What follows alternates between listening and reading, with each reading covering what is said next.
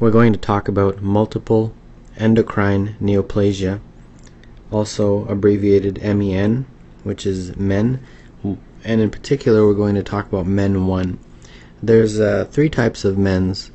There's MEN 1, there's MEN 2, and there's MEN 3. Sometimes it's called 2A and 2B, but we're going to concentrate on MEN 1. MEN 1 is also given a certain name, Wermer syndrome, and the way I remembered this was that 1 and W, the connection there, that the word 1 sounds like it begins with the letter W, even though it doesn't. Kind of sounds like it, but that's how I remembered it. What is MEN? Well, basically it's a syndrome that involves tumors of three parts of the body, three organs. And I'll draw a really quick, crude diagram to kind of illustrate these the location of these three. The first organ that is involved is located in the brain, and that's the pituitary. And we'll go into details about what type of tumors and what they do. And the second gland is located in the neck, and they're really small. There's 4 of them. Collectively are called parathyroid glands. And the final one is a little further down in the abdomen, and it's the pancreas. And if you notice, all 3 of them begin with the letter P, so that kind of helps in memorizing MEN 1. So let's talk about each one. Let's start with the pituitary. What type of tumor, what does the tumor secrete, and those types of things. Well, the pituitary, the most common tumor, is a tumor that secretes prolactin, also known as a prolactinoma. And as the name implies, this secretes the hormone prolactin in large quantities. Another type of tumor that can be involved in this is a tumor that produces growth hormone. And what's important to remember is, what is this going to do in the body? Well, the very first thing that you would get from increased prolactin levels, especially in a woman, is galactorrhea. And you can kind of think of this as a symptomatology also. So galactorrhea, and then growth hormone. If you have excess growth hormone, that causes acromegaly. And another really important thing is, because the pituitary is located very close to the optic nerve, these tumors can cause visual disturbance, and including headache. And that's very a common presentation in a clinical vignette, where a person presents with headache and it's because of a brain tumor. So that's the first one. That's the first P. Moving on to the second P, the second gland that can have a tumor is the parathyroid gland. And the parathyroid gland, by its name, secretes parathyroid hormone, PTH, and parathyroid hormone. And parathyroid hormone, its function in the body is to increase calcium. So if you have a tumor of the parathyroid, or if you have parathyroid hyperplasia, you'll get increased calcium levels. And increased calcium levels can lead to nephrolithiasis. Nephrolithiasis, of course, in layman's terms, is kidney stones, and those kidney stones are going to be composed of this excess calcium. So that's the second gland. The third and final part of MEN 1, multiple endocrine neoplasia, is tumors of the pancreas. And tumors of the pancreas, there's three types that could happen, so I'll break it up into A, B, and C. The first one is called a gastrinoma. And as the name implies, this increases elevated levels of the hormone gastrin. When this happens, they've given a special name to this type of tumor. It's called ZE, or Zollinger-Ellison syndrome.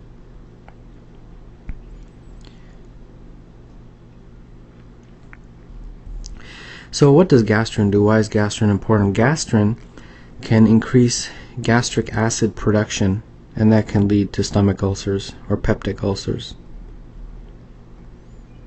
So that's important. The second type of tumor that can happen in the pancreas is called an insulinoma. An insulinoma, as the name implies, is a tumor that increases high levels of insulin. And if you have high levels of insulin in the body, that can drop your blood sugar. So the main symptom of that is hypoglycemia. And then finally, the third type of tumor that could happen is something called a VIPoma.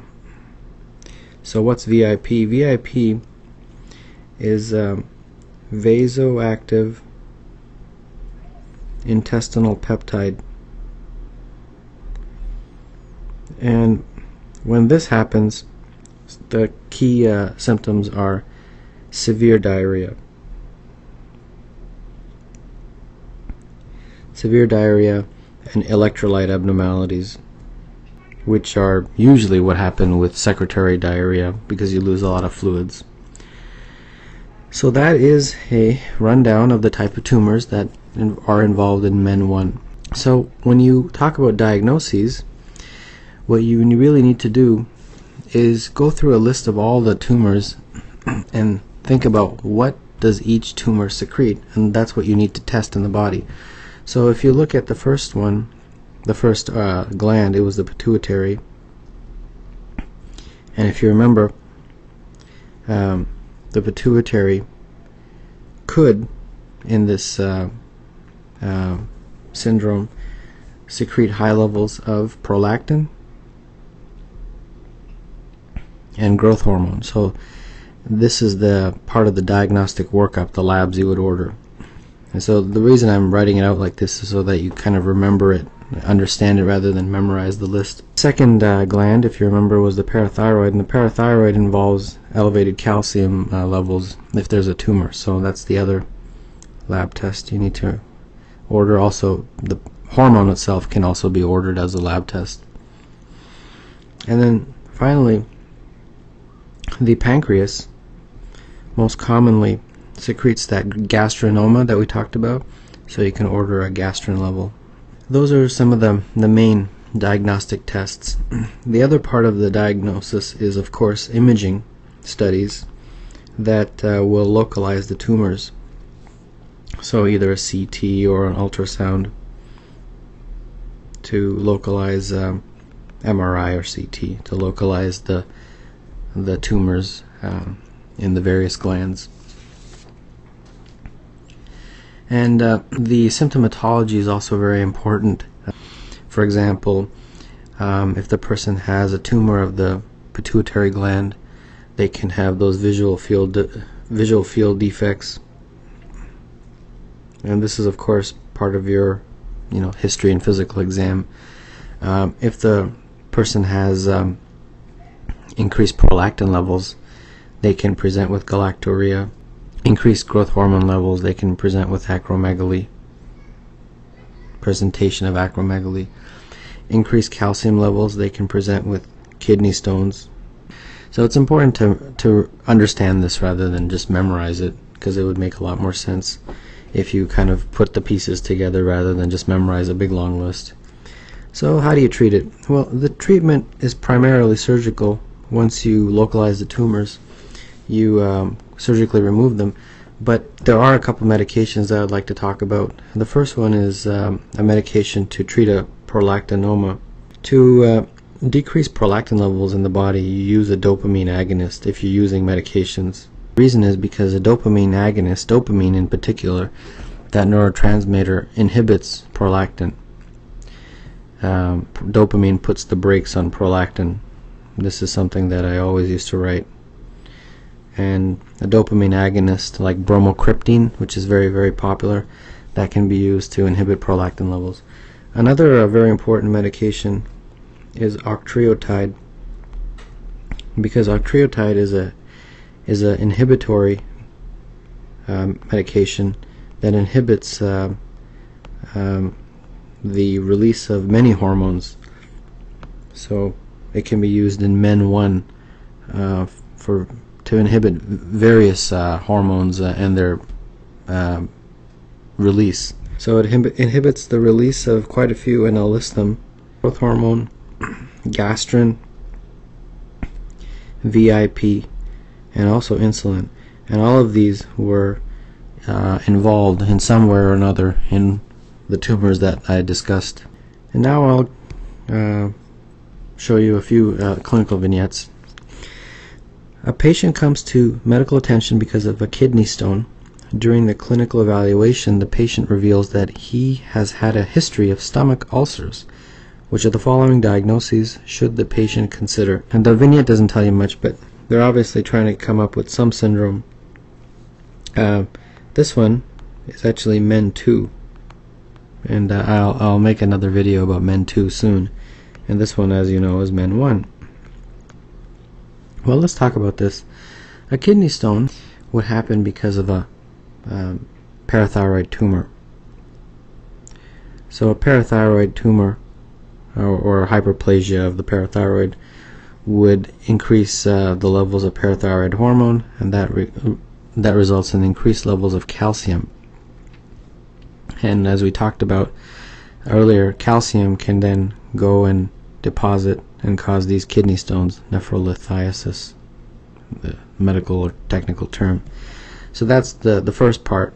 The stomach ulcers are peptic ulcers, whichever way you want to describe it, gastric ulcers also, are because of elevated levels of gastrin, because of that gastrinoma. And if you remember, the gastrinoma is a pancreatic tumor. It can be a part of the enteropancreatic tumors. So you got the pancreas and you got the parathyroid, and those two P's lead to choice E. I do realize that they don't have the third P. They have parathyroid and they have pancreas. They don't have the pituitary, but you can have just two of the three and still be still have Men 1. The next one, a 40-year-old man previously diagnosed with kidney stones complains of gnawing and burning epigastric pain. On questioning, he notes moderate to severe diarrhea. Measurement of the patient's basal gastric acid output reveals that it is markedly elevated. These symptoms are likely the result of which of the following neoplastic syndromes? Well, in this one they just write them out. Men 3 and Men 2B are the same. They're just different names for the same disorder. Well, the kidney stones really are the exact same thing we talked about in the first one. The kidney stones are because of the parathyroid tumor releasing a lot of PTH that causes increased calcium, and that can go and deposit and cause kidney stones. So that's already been talked about. The severe diarrhea, however, if you remember, is because of the VIP, vasoactive intestinal peptide, and that can cause this watery diarrhea. And then this gastric acid, increased gastric acid output is because of the increased gastrin level, because of those gastrinomas that can occur from the enterohepatic tumors, which is something we talked about right here. So we've got pretty much the same situation as the previous vignette. They just added another tumor, and that of course is Men 1. And then finally, a routine physical exam demonstrates hypocalcemia in a 45-year-old man. Circulatory levels of parathyroid hormone are also elevated, exploratory surgery of the neck reveals diffuse hyperplasia of all 4 parathyroid glands. Which of the following screening studies would most likely be helpful in confirming the diagnosis of multiple endocrine neoplasia type 1? Okay, you have parathyroid hyperplasia. So they've already, and they've also even told you that's men 1. So what you have to do is look through these 4 choices and say which one of these hormones or neurotransmitters are involved in men 1. Well, interestingly, although I didn't mention it in this presentation, choice A is involved in men 2, and then so is choice B and D. They're also involved in men 2. So by default it leaves choice C, and we talked enough about gastrin that that wouldn't be much of a surprise. Multiple endocrine neoplasia is the topic for this video, in particular multiple endocrine neoplasia type 2A, and that's also known as Sippel syndrome. And the way I remember this is Sippel begins with S, and 2A is the second type of men, and that also begins with S, so that's how I remembered it. Well, before I get into everything, I want to show you a picture that sort of illustrates the 3 endocrine glands involved in men 2A, and those are illustrated right here. The first one is the parathyroid, and there's an arrow pointing to the 4 small parathyroid glands. And the good news is that the second organ, which is the thyroid gland, is in just pretty much the same location. So you can kind of remember thyroid, parathyroid. Those are the 2 up here in the neck area. And then the final gland is right here, the arrow pointing to it, and that is the adrenal gland. And the adrenal gland, the tumor that is involved in men 2A is called a pheochromocytoma, and we'll talk a little bit more about that a little later on. So we'll get right into it. The 3 players, I'm going to make a little diagram here, or a chart rather. So you've got the thyroid, you have the parathyroid, and you have the adrenal. And in particular, it's the adrenal medulla, the middle part of the adrenal gland. And the thyroid produces a very specific tumor, abbreviated MTC, and it stands for medullary thyroid carcinoma. So remember that. And the parathyroid, really the tumors involved are adenomas, and these lead to parathyroid hyperplasia. Hyperplasia also known as when the number of cells increase in number. And then finally, the adrenal medulla produces a very specific type of tumor with an interesting name, pheochromocytoma. And I'll go into a little detail about each of these. And so here we go. So the presentation of the first one here will probably just be as the diagram you saw earlier, a tumor or a nodule in the neck. And then the presentation of these parathyroid adenomas involved what hormone is being generated by those glands, and that is the parathyroid hormone, PTH. And parathyroid hormone increases calcium in the bloodstream. And when you increase calcium in the bloodstream, that can obviously, I mean, the term is hypercalcemia, but hypercalcemia can lead to kidney stones as the calcium goes and deposits itself in the kidney, and that's also known as nephrolithiasis. And then finally, pheochromocytoma produces these catecholamines known as epinephrine and norepinephrine. And these catecholamines cause a strong sympathetic nervous system responses. One of the most important ones is vasoconstriction. And vasoconstriction, if you remember, causes high blood pressure, severe high blood pressure. So I'm going to need a little bit more space. This leads to hypertension. But what's interesting about the release of epinephrine and norepinephrine from the adrenal gland is that it's episodic. It's kind of like that. So it's normal and then it's really high, normal, really high. And that reflects on the blood pressure. And these episodic bursts of catecholamines that come from the adrenal medulla are described as paroxysms. So, and that's also reflected in the symptomatology. You get paroxysms of high blood pressure and paroxysms of other symptoms related to pheochromocytoma, which include anxiety, headaches, palpitations, and also sweating. So as you can clearly tell from these symptoms, these are all strong sympathetic nervous system responses. Alright, now let's get into the diagnosis. Well, we got thyroid, we have parathyroid, and we have adrenal gland, adrenal medulla in particular.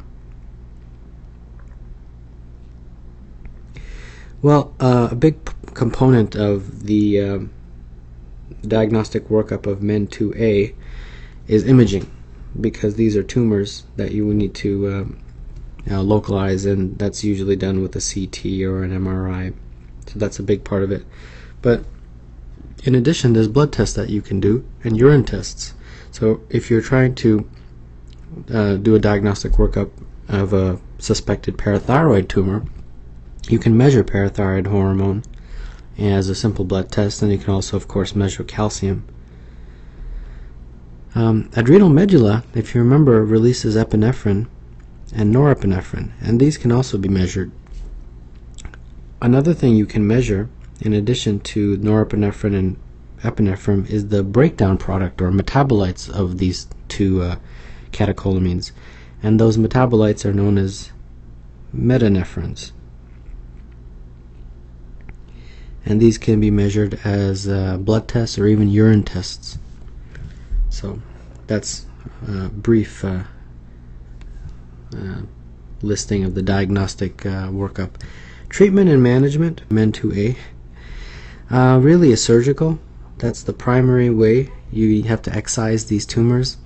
And also genetic testing is part of it, because MEN2A is hereditary.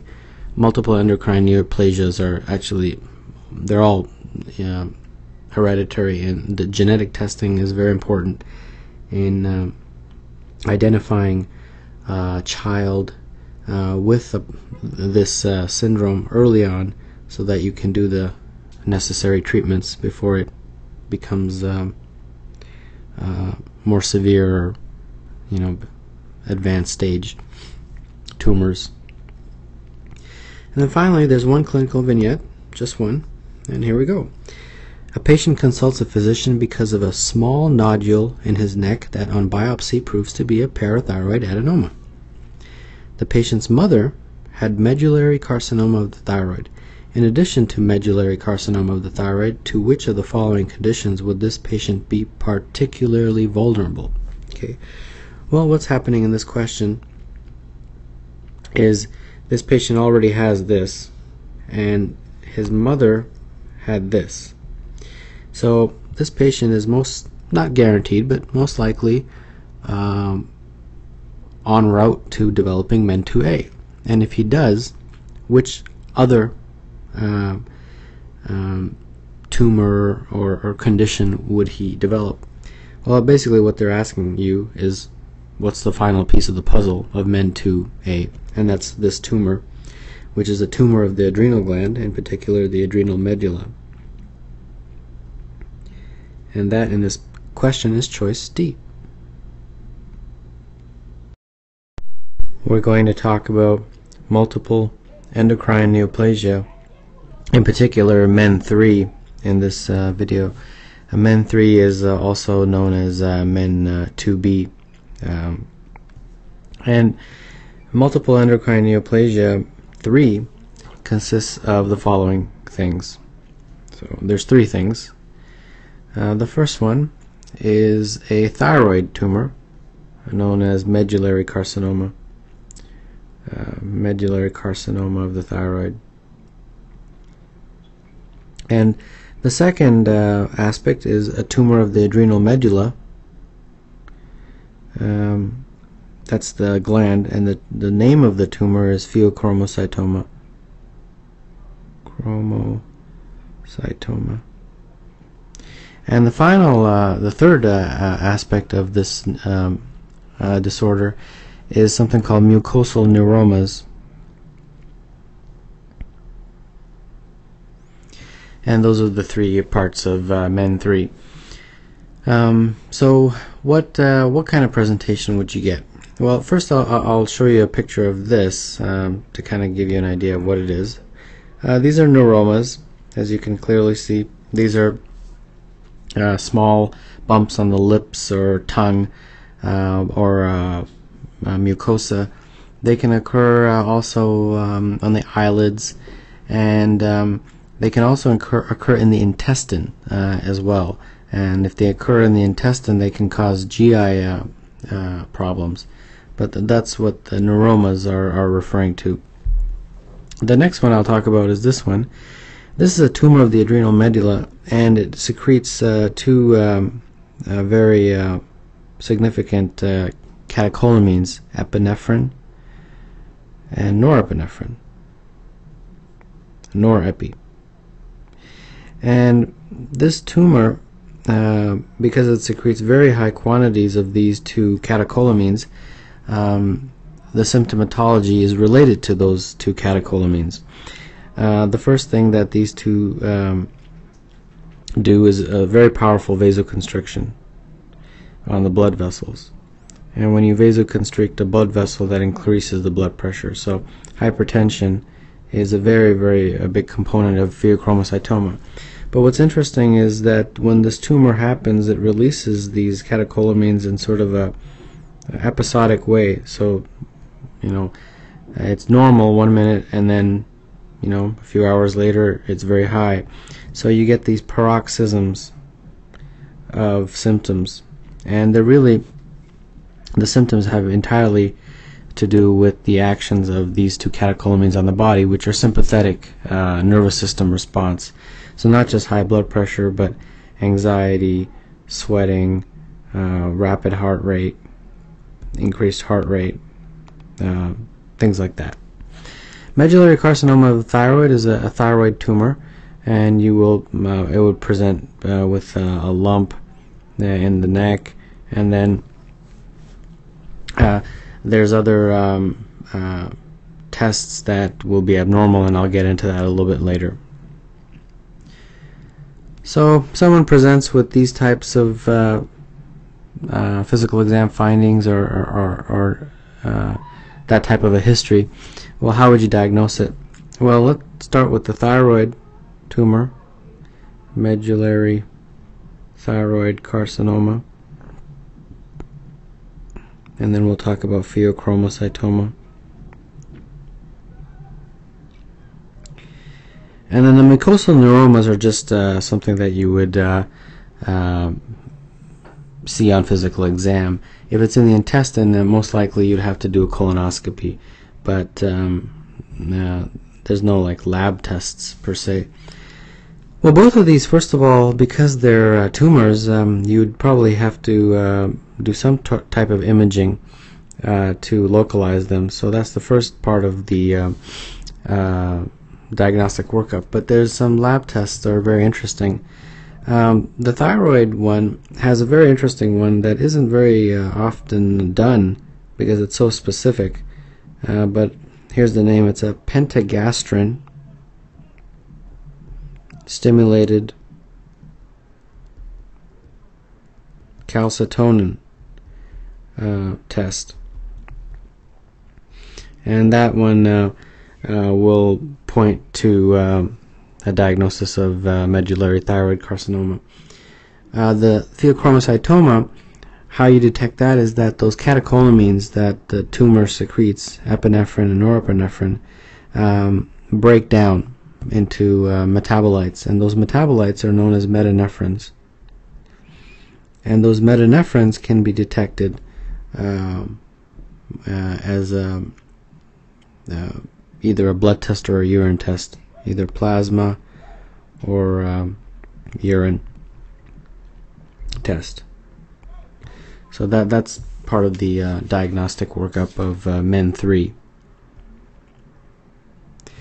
And then finally, treatment. It's really primarily a surgical treatment. And then, of course, as always, all the MENs are, all the multiple endocrine neoplasias are genetic or hereditary. They're actually autosomal dominant. So part of the management is genetic testing in the families. And then finally, I have a couple of vignettes I'd like to go through, and here they are. A 29-year-old man presents to a physician because of multiple small nodules on his lips. The clinician notes that the patient has a marfanoid habitus, which is also a part of MEN3. Can be a part of MEN3. Biopsy of one of these nodules demonstrates a mucosal neuroma. Which of the following screening tests is indicated? Well, if you had seen some of the other MEN videos that I had made previously, you could tell that this one is part of gastronoma that occurs, and this is parathyroid adenoma or hyperplasia.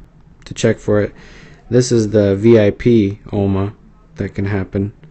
And this one, well, this is a very straightforward way to check insulinoma.